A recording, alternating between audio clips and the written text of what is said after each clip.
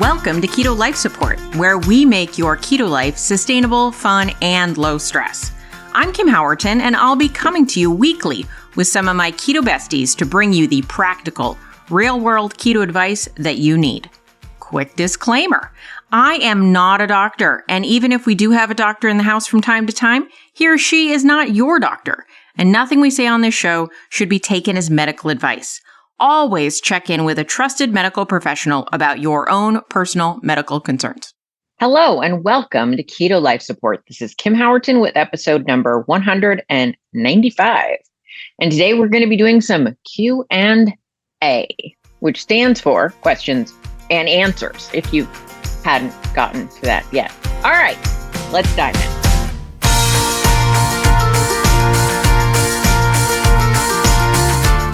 So let's jump into some answers to some questions that people have asked me. Some of these are, one person asked me this question, and some of them I've taken a bunch of questions and realized they're actually the same question and distilled it down to the central question. So let's jump on that. First, sweeteners. The questions about sweeteners. What do I like? Why do I like it? What are the benefits of different sweeteners? And do I think some of us need to not have sweeteners? That's also a secondary. So it's like a part A and part B. I'm going to start with part B, actually. Just flip it on its head. Do I think sweeteners are harmful across the board? Might be a question somebody has. And I would say absolutely not. I totally don't think sweeteners are a bad idea. I do think there's nuance in sweeteners. Do I think that some people do better without a sweet taste entering their mouth, an ultra sweet taste, right? Like you all know that our taste receptors sensitize. So maybe, if you don't have anything super sweet for a while and then you have like a red pepper, you're going to be like, who put sugar on this pepper, right? So I'm not saying nothing can ever taste even subtly sweet, but let's talk about like added sweeteners of any kind. Do I think some people do better without those added sweeteners? And I would say yes, some people do. But I also think some people actually do better with added sweeteners. Crazy, right? We're all a bit individual. So first, let me go into who probably should try a month without any kind of sweeteners. I actually think that's a great experiment for everyone to run. What happens when you go 30 days without any added sweetener? What changes in terms of your eating habits? What changes in terms of your hunger, your cravings? And so I think everybody should try a sweetener-free period. It's a challenge for some of us, myself included. And I have done it, and I did learn some things about myself. And then when I reintroduced sweeteners, I was able to get a clearer picture of how they might be affecting me. And my answer at the end for myself of that experiment was they don't significantly impact my weight loss efforts, and they don't make me overeat if I use them appropriately. Everyone can fall prey to overly hedonic eating, right? Foods that key in too much into tasty, yet not nutritious. And so I still have to plan my meals carefully, but I found if I do so, whether or not there is sweetener in my diet is immaterial. But I have some clients who, when we give them sweeteners, I don't give them the sweeteners, but when their plan includes sweeteners, I don't have a sweetener mailing product business. Anyway, they just find it harder to moderate their other food. And so that's an experiment that you need to look at. But if you don't have that problem, which that is purely I don't want to like be dismissive here. I'm not saying that's a mental thing. It's not real. Mental things are real. They're 100% real. You are your thoughts. So I'm not dismissing this, but I really do think that the issue with sweeteners is a mental one. That being said, that's not true of all sweeteners. So let's get into now discussing the different sweeteners, if I haven't already confused you. All right. So long answer short on that. Some people react to the taste of sweeteners and it changes their behavior. And I'm just using sweeteners as a generic there, right? And a lot of people can still include sweeteners in their diet and not have it be a net negative. And sometimes it can be a net positive. Okay. That's the short answer there.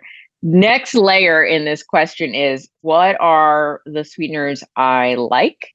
And what are the sweeteners I don't know if I like and or I know I don't like? So at the end of the day, one of the things that we have to look at with sweeteners is, do you want to have 20,000 different jars in your pantry?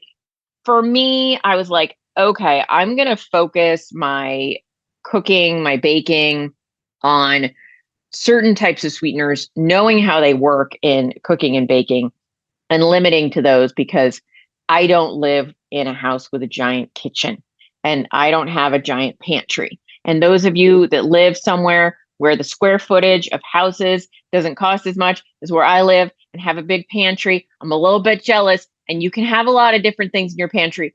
Okay, I'm going to stop now. Okay, you get the general idea. But I think simplicity is great. So let's talk about simplifying the sweeteners to what I love. So at first, I'm going to tell you, I've tried, I think, every kind of sweetener out there that exists that you can cook and bake with. And I think I've probably tried every type of sweetener that's in a product you can buy. I am a approaching 50-year-old woman who grew up in the diet age. I've tried them. So let me tell you, though, when I cook/bake, there are just a few sweeteners that I've been like, these are the GOAT, the greatest of all time, right? And the first one I want to bring up, because I've been reading some studies on it, and I think it's really well studied at this point, is allulose. I am a big supporter of the use of allulose, not just because it does good things in cooking, but there actually are some studied health benefits of allulose. Interestingly, it's not just like benign, it's actually seems to have some positive effects. It stimulates a GLP-1 response. Now, I'm not saying it's Ozempic. I'm not saying it's not going to do the same thing as these drugs, but it does have metabolically beneficial effects when eaten, which is, I'm not going to go through all the mechanisms, but basically, long answer short, it seems to reduce glucose. It seems to stimulate insulin sensitivity. Okay, I wasn't going to go into this, but I'll go into it. So one of the effects of when your natural levels of GLP-1 are stimulated, I'm not talking about the drugs now, I'm talking because this is a natural stimulation, not a drug effect, because it's from the eating the allulose. When you naturally stimulate GLP-1, what happens is it suppresses some hunger, it reduces the need to continue to overeat, and it also does stimulate insulin release, to which some people would say that's not good.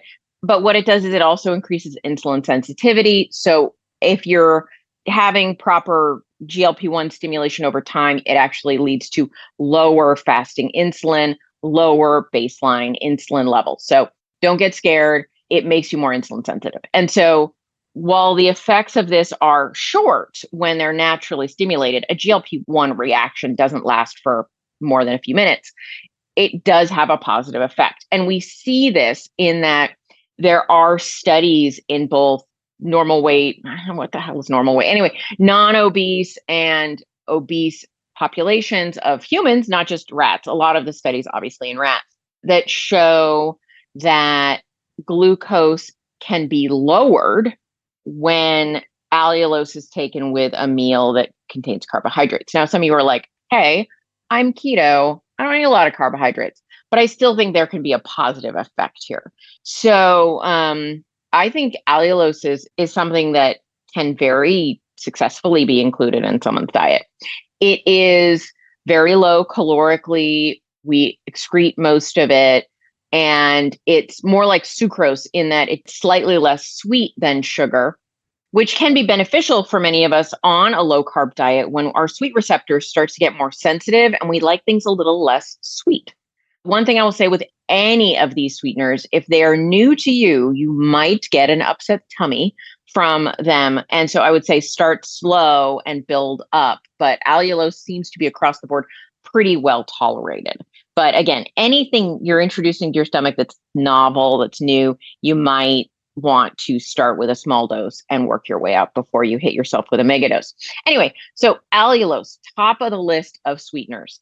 What are the benefits? I think I went into a lot of the benefits there. It bakes really well. And one of the things that I like about it is it doesn't get gritty, but that matters more for non-baking actually. So I'm going to hold that. One of the things you need to be aware of with allulose in baking is it has what do I call it, almost a softening effect. So if you use it in cookies or you use it in cakes, it doesn't matter, right? You want cake to be soft, but if you use it in like a cookie, it's going to be a really cakey cookie. It increases that cakiness, which is already increased in keto baking. So I would say allulose, not my go-to on cookies, but I'm going to go out on a little bit of a limb here and say, I don't think any keto or low carb baking is all that great at making cookies. For the most part, I stick to more like brownies, cake bars, things like that, because that crispy edged cookie thing, it's really hard in the keto world. So, know your strengths and steer into them. But if you're looking for a thing to do with cookies, I would say allulose, not my first choice, though you could do a combination of allulose and something like erythritol. But the other thing about allulose that's really interesting is that because it's not an artificial sweetener, it's a rare sugar. So it is made from this rare sugar molecule. So it naturally exists, but in like minuscule quantities in fruits. And so then they take that molecule and they make a lot of it to make allulose. And because of this, because of its origin, it enhances the Maillard reaction, which is that browning of food, right? And so you might note with certain recipes, it gets a nice brown crust on the outside with allulose. But that's something to pay attention to, because if you're cooking something that isn't supposed to brown a lot, it's going to get browner than you think. And also, our brains are wired, if we baked before we went keto, that browning means it's done, which is going to get browner and faster than without this allulose in it. And so you're going to have to check that assumption. So be aware it accelerates browning and can make things pretty darn brown. And so you have to factor that into things. Where I also think it super excels is things like puddings and custards and soft things that you cook and then cool. Because one of the horrible downsides of erythritol is it recrystallizes. So you chill erythritol, it's crystallized a bit, right? Any powdered sweetener is a little crystally. But when you heat it, that goes away. But when you cool it in erythritol, it comes back. So if you want your lemon curd to be like, why is this lemon curd sandy? Use erythritol in that. But if you want it to remain smooth, or your pudding to be smooth when you chill it, you want to use something like allulose. So next sweetener on my list, because of its popularity and quantity, would be erythritol. One thing I will say, there's a lot of products on the market that are like monk fruit erythritol blends, but they don't really mention the erythritol. So Lakanto, I'm looking at you. And you should be aware that monk fruit is so incredibly sweet, unless it's a liquid monk fruit where they mix it with water to water it down. You can't bake with pure monk fruit. It's like those monk fruit mixes, they're mostly erythritol.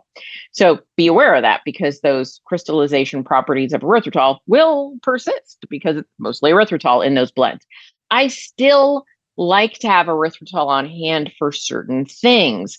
Why is that? Because, as I mentioned earlier, it doesn't cause as much of that more cakiness. So if I'm making something where I need a little more crisp to it, then I will use erythritol.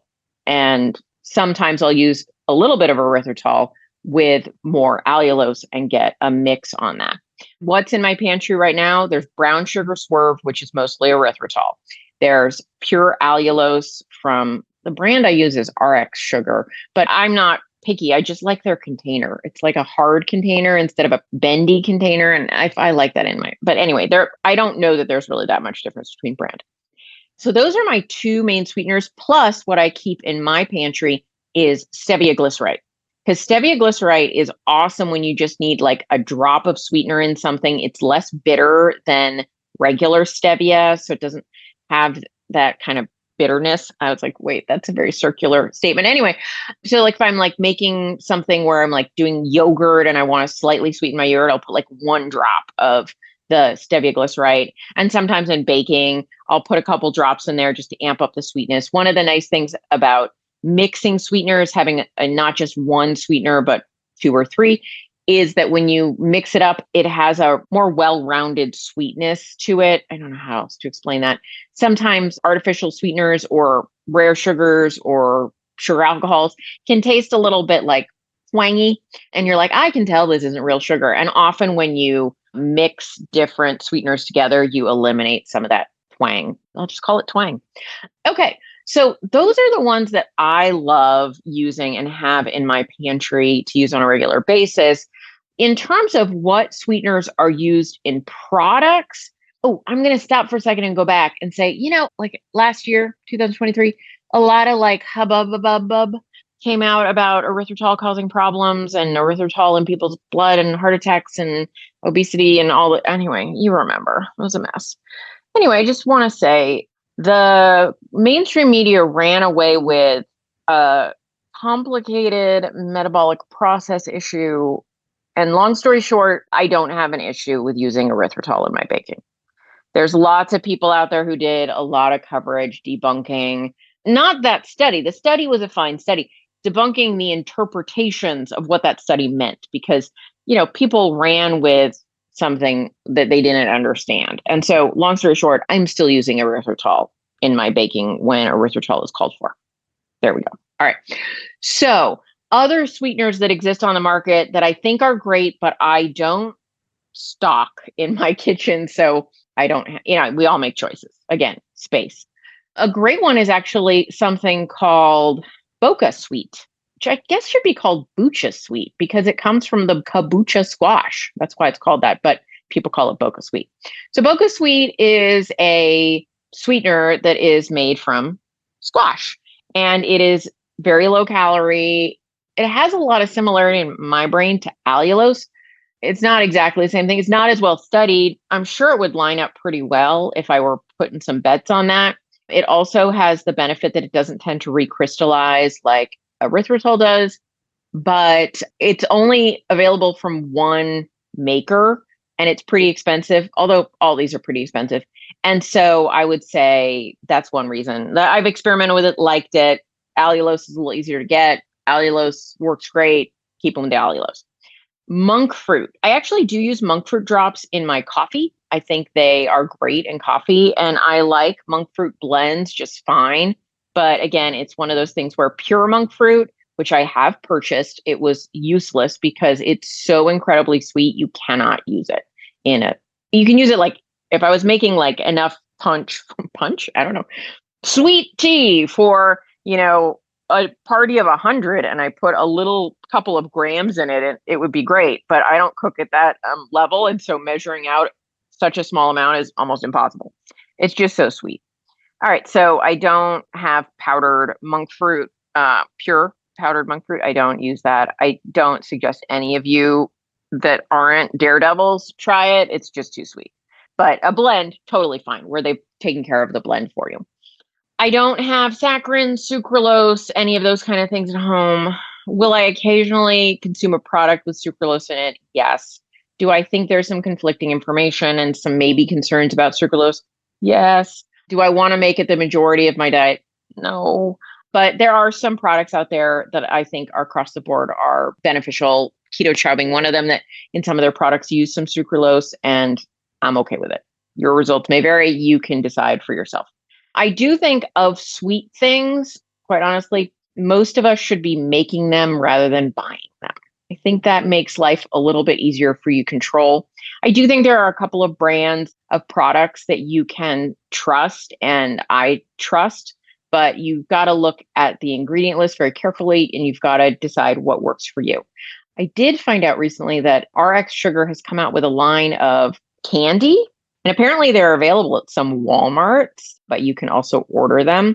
And these RX Sugar products, by the way, As I mentioned, Arc Sugar is the brand of sweetener I use in terms of allulose. They have a really nice maple syrup and they have a liquid allulose. So those are kind of nice. I like those.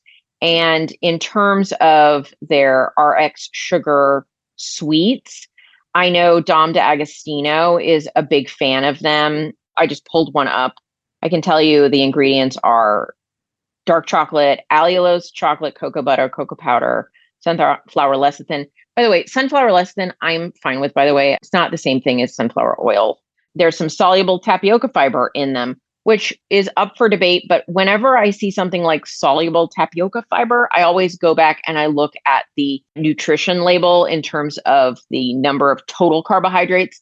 I personally choose, if I'm going to want to stay in ketosis, to be careful with things like soluble tapioca fiber or soluble corn fiber, which some will argue is not interpreted by the body as carbohydrate, but I think it can be. So I look at that and put it into my mix when I'm deciding if it's a food that I want to consume in terms of what the macros are. Let me start that over. Allulose, chocolate, cocoa butter, cocoa powder, sunflower lecithin, that's the chocolate coating on the candy. Soluble tapioca fiber, allulose, cocoa butter, vegan protein, which is a mix of pea, pumpkin, sunflower, and flax proteins, cocoa powder, and natural flavors and salt. That's what's inside the bar. The one I'm looking at right now is a chocolate swelfie snack. Anyway, they have different flavors. I don't know what swelfie means, but we'll go with that. And the macros on this particular one, they're all, I think, fairly similar. I just happened to pull one up. 80 calories for a 1 ounce piece of candy. They're individually wrapped, apparently. 5 grams of fat, 18 total carbohydrates, of which they say the fiber is 8. So again, that's telling you what the soluble tapioca fiber is in there, plus a little bit from the cocoa, which is not a ton. Now you'd be like, wow, 18 total carbs, that's not appropriate. But when we look at how much allulose there is, there's 10 grams of the allulose in there. So that, in my mind, I net that out. I'm a total carb girl with the exception of certain sweeteners. So I'm going to net out that 10 grams, bringing the total carbs down to 8 for this candy bar. You can decide if that's something that's workable for you in terms of total carbs, but you don't have to buy this candy. I'm just bringing it up as an option. I know Dom D'Agostino is a big fan of it, and he finds actually, as I mentioned earlier with allulose, that allulose can bring your blood sugar slightly down, and he finds that this candy bar does do so. So that's an option for a product that I'm mentioning. And I think that brings me to a close of what I've got to say about the types of sweeteners I like. I think there are some good sweeteners out there. I think myself, I find my world enhanced by allowing sweeteners in my diet, but I have to be getting good nutrition through my day. I have to be getting enough protein, right? I have to work these things in. It's not just a candy palooza just because it is a keto friendly sweetener. Hopefully that answered that question. I know I rambled. There's a lot to say about these topics. All right. So let's go to the next listener question. Do you think that we need vitamins or supplements? So a lot of people have asked about what type of vitamins I take. Do I think generally people need supplements? Over the course of my health journey, I have found that my opinion on this varied a bit. And I've come around to, do we need them across the board? Probably no, right? I mean, you need nutrients. Everybody needs nutrients.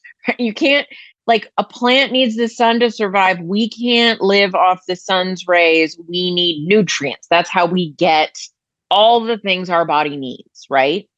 So food should be the primary source of nutrients that we get.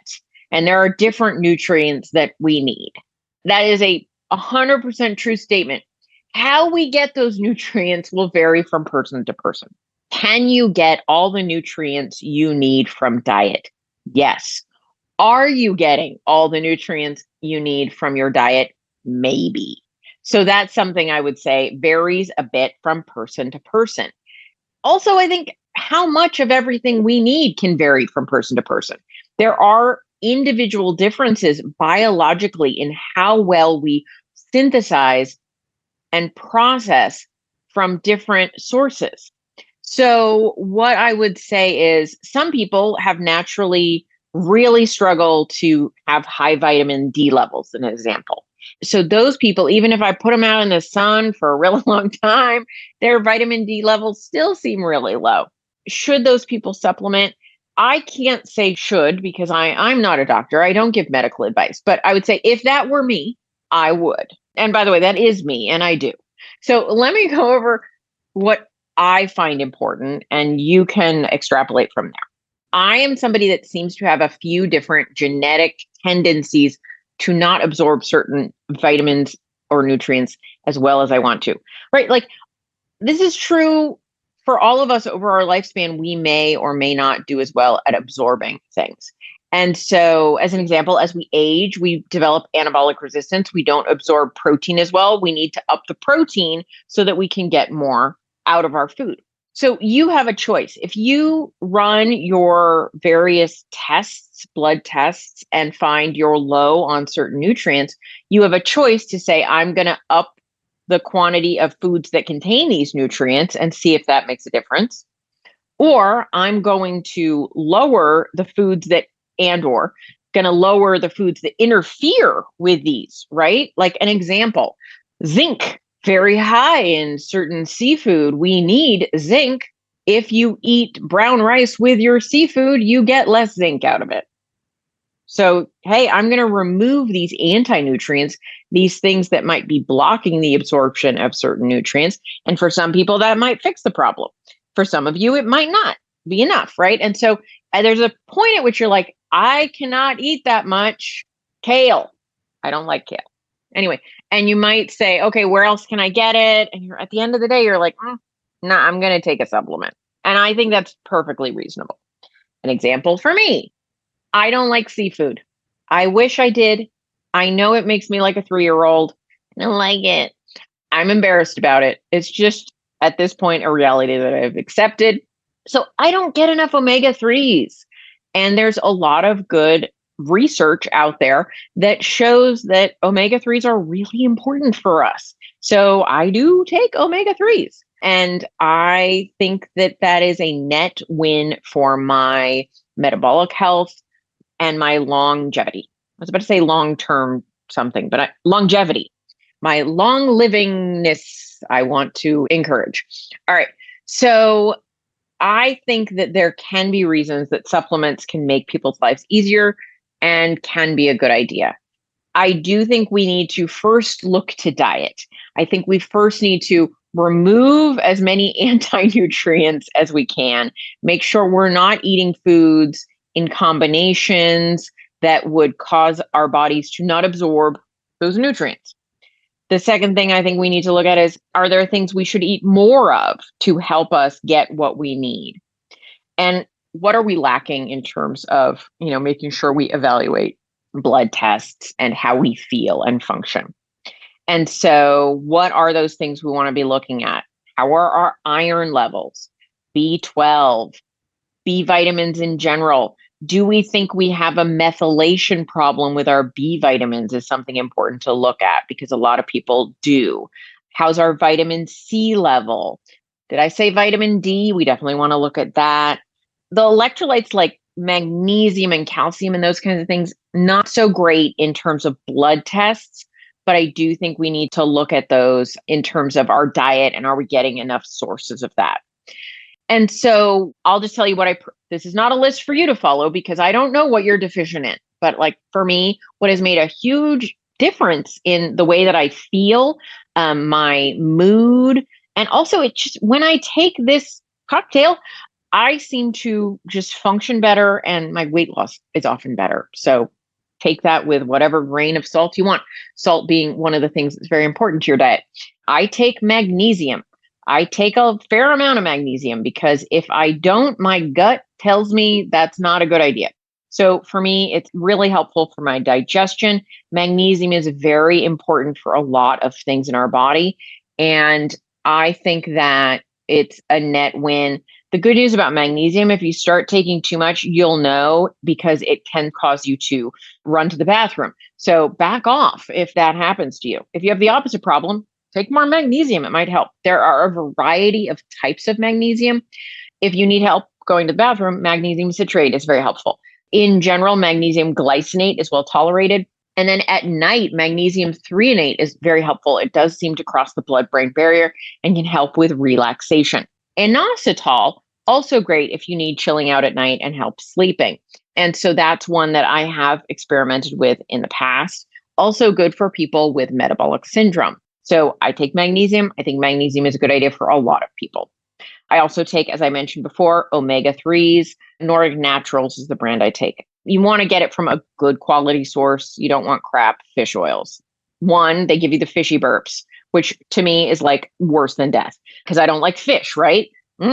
But I've never gotten them from Nordic Naturals. And you want it to be a really good stand-up source. So that's one that's very well studied. If you're somebody that eats a good amount of fish, you might not need this, but anyone who doesn't probably should be taking some omega-3s.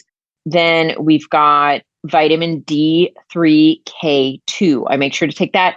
I'm chronically low in vitamin D, so that's something important. If you're not deficient in vitamin D3, don't take it. But if you are, which most people are, you can tell from a blood test, take it. I don't take any calcium, by the way.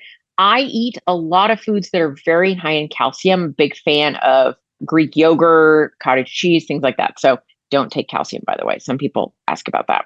Calcium is an interesting one in terms of supplementation. There is some data out there that shows that it's great to get calcium from your diet. It's maybe not so great to get it from a pill. And so that's something that I would really aim to get from whole food sources rather than a supplement. I take creatine. You might be like, hey, why are you taking creatine?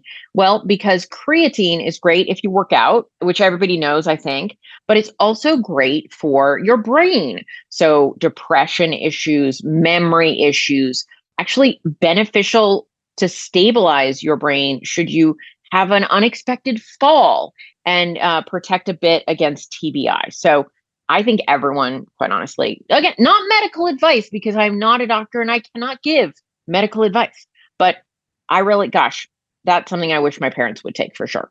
So creatine, I buy Thorne creatine. Any creatine is probably fine, but you want creatine monohydrate. You don't want any of the fancy whatevers. If I were having blood sugar regulation, I would definitely add berberine, just personally, and possibly ALA, which can help with blood sugar management as well. There are some nice to haves beyond that, but that's the basics of what I take on a regular basis. So long answer short, they're all long answers, people. I think that supplements can be of benefit, especially if you aren't getting a lot of those nutrients in your diet and or you think they might be a benefit. Give it a try. If you don't feel better, function better, things aren't working better, then maybe it's not beneficial to you. Also, don't willy-nilly add vitamins and minerals that you don't have a suspicion you need, and that suspicion includes getting blood work. I'm just going to put it out there that, you should get some evidence about whether or not you might benefit from a supplement and or looking at your diet and saying, I bet you I need that because I don't eat it and I don't get it in my diet. All right, guys, that's what I got to say about vitamins. Last question that came in today. Well, it didn't come in today. Last question I'm talking about today that I've gotten recently is, do I have to go dairy-free if I'm trying to lose weight? There's a lot of discussion about dairy and if it's a good idea for weight loss. And I would say it's individual, but I would say the vast majority of people, it's sort of like the sweetener thing, right? There's some individuality. But the vast majority of people lose weight just fine, including certain types of dairy. There's studies on this. It's not just my opinion or just my experience. And why do I think that there's a caveat? Well, I think we're all bio-individual and we all have different reactions to different substances. And some of us don't have an off button when there's cheese. And so, again, there's a mental component. How do you react to these foods? How do they impact your hunger, satiety, right? You have to look at that. I also have some clients who do seem more sensitive to dairy and their blood sugar is elevated when they include things like yogurt, Greek yogurt. And so if that's you and these things do cause an increase in blood sugar, they should perhaps not be used in either great quantities or even at all. And then I would also say third, just like with sweeteners, I think it's a great idea to do a 30-day dairy-free experiment and see how your body responds and how your food choices are different and what you learn from that experience. But I can tell you for the vast majority of people, I do find they can lose weight just fine, including certain types of dairy. One, you probably definitely, if you're on a keto or low carb diet, want to choose the low carb dairy. Like regular milk is not going to be a good option in any great quantity. I myself do include at this point something called Fairlife milk, which is low carb milk. It's not no carb milk, but a quarter cup of it has like 1.5, 2 grams of carbs to put in my coffee. Not a biggie.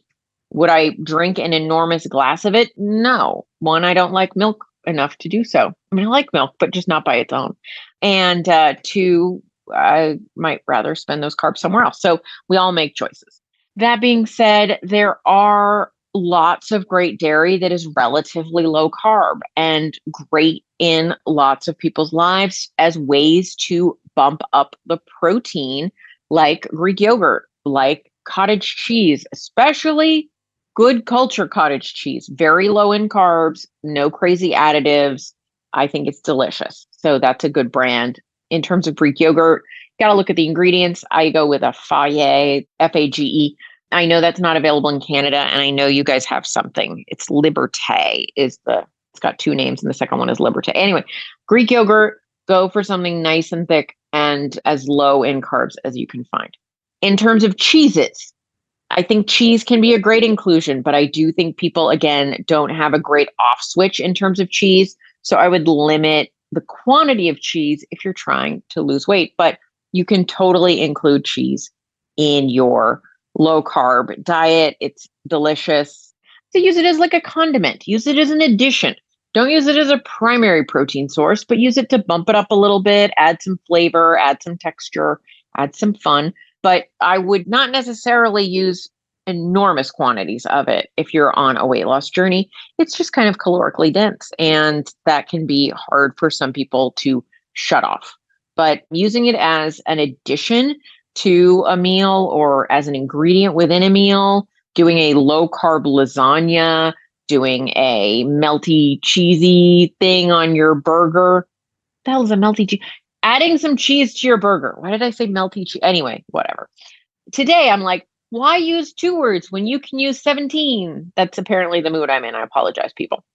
But yeah, some people out there will tell you that you can't lose weight while you're using dairy. I would say, I don't know about you, but a lot of people do. And so dairy is something that, again, very individual. So on today's Q&A, the long answer short is, it depends. And I'll leave you with that. And I will see you. Well, I will be speaking at you again next week. I hope you're all well. If you have questions, I'm always here. Kim@KimHowerton.com. Send in your questions. I'll try to answer them with fewer words next time. Take care. Bye-bye.